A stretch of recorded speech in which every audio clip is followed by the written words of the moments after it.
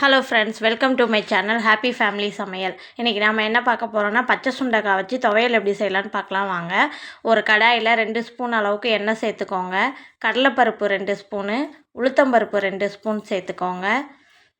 பருப்பு நல்லா செவக்க வறுத்துக்கோங்க. காஞ்ச மிளகாய் 4 காஞ்ச மிளகாய் நான் சேர்த்துருக்கேன். உங்கள் காரத்துக்கு ஏற்ற மாதிரி சேர்த்துக்கோங்க. பூண்டு நல்லா ஒரு 15 பல்லு பூண்டு சேர்த்துக்கோங்க. இஞ்சி ஒரு சின்ன துண்டு இஞ்சி சேர்த்து எண்ணெயிலேயே எல்லாத்தையும் வதக்கிடுங்க. கருவேப்பிலை கொஞ்சமாக சேர்த்துக்கோங்க.